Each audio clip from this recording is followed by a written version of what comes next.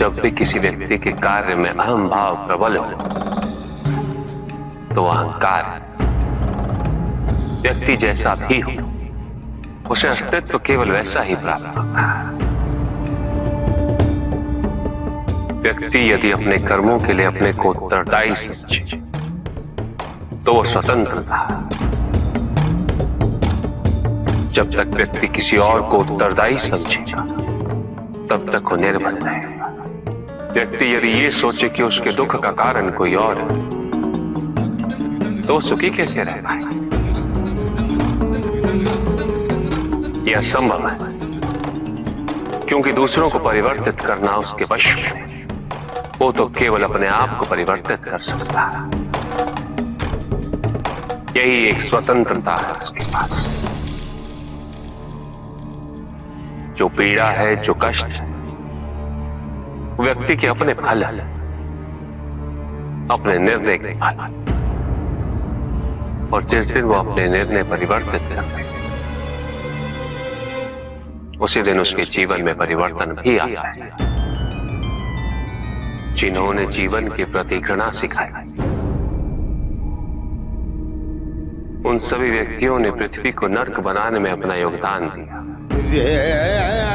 इसलिए अधिकांश व्यक्ति अपने दोष, अपनी त्रुटियां और अपनी व्यर्थता को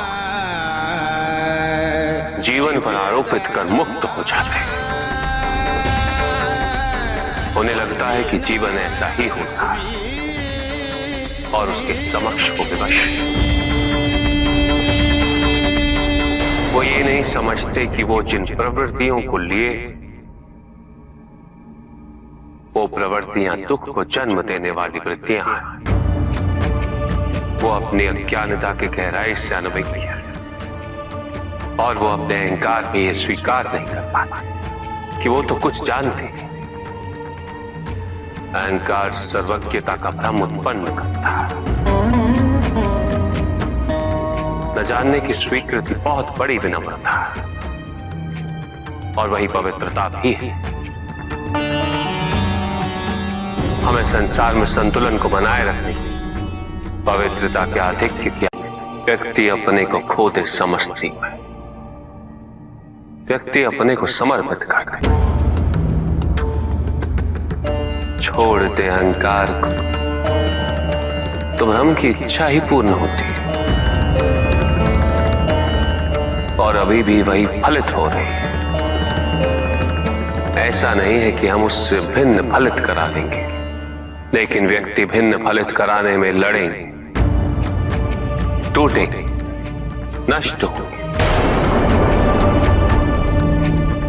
एक नदी में एक बार बाढ़ आ गई पुत्र। दो छोटे से तृण उसमें बह रहे थे और उसमें से एक नदी में तिरछा पड़ गया और वो बाढ़ को रोकने का प्रयास कर रहा था। वो अत्यंत ऊंचे स्वर में कह रहा था कि नदी को आगे नहीं बढ़ने देगा। यद्यपि नदी तो बस बढ़ती ही जा रही थी। वो फिर ऊंचे स्वर में यही कह रहा था कि मैं इसे अवश्य रोकूंगा, यद्यपि रोक नहीं पा रहा था। नदी को तो उसके संघर्ष का कुछ भी पता नहीं चल रहा था, किंतु नदी को उसके होने या ना होने से क्या अंतर? उस कण के लिए तो यह अत्यंत महत्वपूर्ण था। उसका जीवन तो संकट में था। वो तो बस बहे जा रहा था। वो जहां भी पहुंचता, किंतु उसे पहुंचना तो संघर्ष करके ही था। किंतु ये बीच का क्षण, ये बीच का काल दुख, पीड़ा, द्वंद्वता का काल है। वहीं दूसरी ओर जो दूसरा तृण था उसने अपने को समर्पित कर दिया। वो तो नदी में सीधा पड़ा हुआ था। नदी के प्रवाह के साथ साथ बहता जा रहा था और उसे ऐसा प्रतीत हो रहा था जैसे कि वो नदी को दिशा दे रहा। उसे प्रवाहित होने में सहायता कर रहा। वो तो ये निश्चय कर बैठा था कि नदी को समुद्र तक पहुंचाकर ही रहेगा, किंतु नदी को उसकी उपस्थिति का भी आभास नहीं था। नदी पर उन दोनों के होने या ना होने का कोई प्रभाव नहीं था। नदी तो बस बहे जा रही थी। ब्रह्म की इच्छा को जाना नहीं जा सकता, किंतु ब्रह्म के साथ एक अवश्य हुआ जा सकता,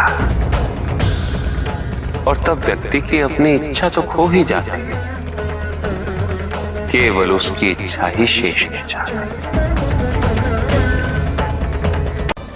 युद्ध किसी व्यक्ति से नहीं गणेश, मानसिकता से होता। युद्ध में संघर्ष अच्छाई या बुराई का नहीं होता, सभी में अच्छाई है और बुराई भी है पुत्र। युद्ध तो विचारधाराओं का होता है। व्यक्ति अपने पराक्रम पर, अपनी क्षमता पर विश्वास कर युद्ध करता है, और जब उस विश्वास को क्षति पहुंचती तो सब कुछ निरर्थक प्रतीत होने लगता। विनाश उसका मूल स्वभाव है। संगीत से यह प्रक्रिया और भी प्रबल होती, किंतु विनाश किसका? प्रश्न ये है। जो विनाश अपनी सीमाओं का, ताकि व्यक्ति अनंतता की ओर अग्रसर हो सके, तो ये विनाश आंतरिक है, और उसमें संगीत सहायक अवश्य होता। किंतु यदि मन संकीर्णता के बाहर ना आ पाए तो विनाश भारी होता, और संगीत इसमें भी सहायक होता। ऊर्जा की अस्थिरता शांति से आती, और स्थिरता के लिए अनिवार्य है शांति। अस्थिरता तो केवल अविश्वास से आती है। ईश्वर सच्चिदानंद है, त्रिकाल बाधित है, निरंतर ज्ञान के प्रकाश से प्रकाशित है, आनंद के सागर है।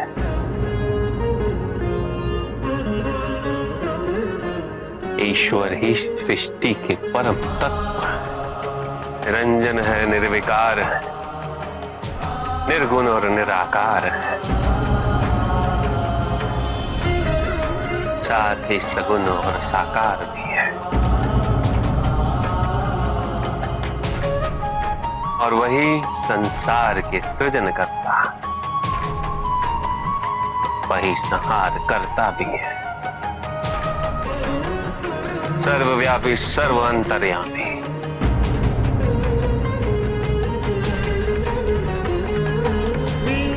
और सर्व समर्थ भी है।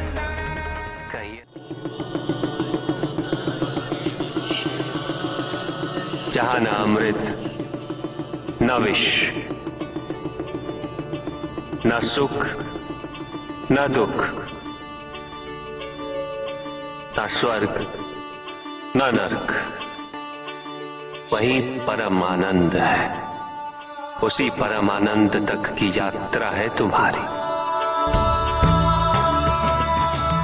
ये यात्रा आनंद के सानिध्य की है, ये यात्रा सानिध्य के आनंद की है, और इस यात्रा में मैं प्रतिपल तुम्हारे साथ हूं।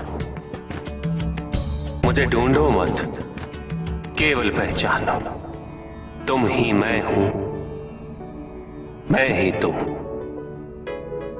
हर आरंभ का मैं ही अंत हूं, और हर अंत सदैव मेरा ही आरंभ होगा।